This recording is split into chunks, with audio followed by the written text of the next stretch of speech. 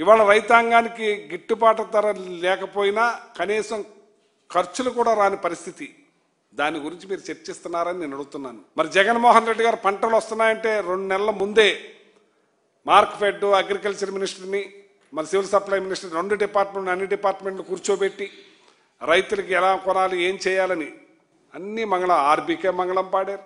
మీరు రైతుకి గిట్టుబాటు ధర లేకుండా చేస్తున్నారు. ట్రాన్స్పోర్ట్ ఏమైందో తెలియదు, మమాలి ఏమైందో తెలియదు, సంచి ఏమైందో తెలియదు, అన్నిటికీ డబ్బులు ఇచ్చే పరిస్థితి ఉండేది.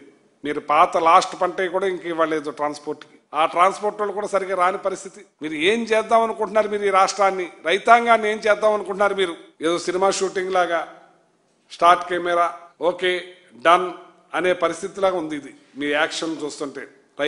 రైతన్నా మీకోసం చెప్పండి. రైతన్నా మీకోసం ఏ మీటింగ్లో అయినా ఇది మీకు అండగా నిలబడి ఇది ఇన్పుట్ సబ్సిడీ ఇస్తున్నామా, ఇన్సూరెన్స్ ఇస్తున్నామా? మీరు ఇన్సూరెన్స్ రాయలేదు, ఈ క్రాపే చేయలేదు.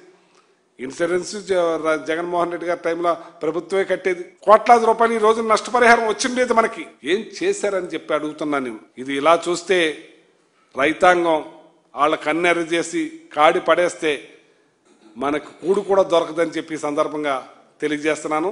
ఇప్పటికైనా మీరు అర్జెంటుగా రైతన్నా మీకోసం ఉన్నది వాస్తవంగా గట్లంట వెళ్ళండి, రైతుల దగ్గరికి వెళ్ళండి, మీరు మీటింగ్ పెట్టండి, డిస్కస్ చేయండి, వాళ్ళకి ఏమిస్తారో ప్రకటించండి.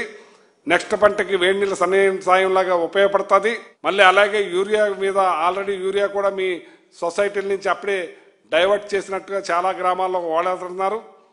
మరి రేపు యూరియా కూడా అందేలాగా చేయాలని చెప్పి మిమ్మల్ని పూర్తిగా డిమాండ్ చేస్తున్నా. అగ్రికల్చర్ మినిస్టర్ని డిమాండ్ చేస్తున్నా, సివిల్ సప్లై మినిస్టర్ గారిని డిమాండ్ చేస్తున్నా, గౌరవ ముఖ్యమంత్రి గారిని డిమాండ్ చేస్తున్నాను.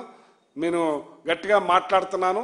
రైతుల పట్ల మీరు ఏదో షో మీటింగ్లు కాకుండా వాస్తవ మీటింగ్లోకి రావాలని చెప్పి మిమ్మల్ని కోరుతా ఉన్నాను.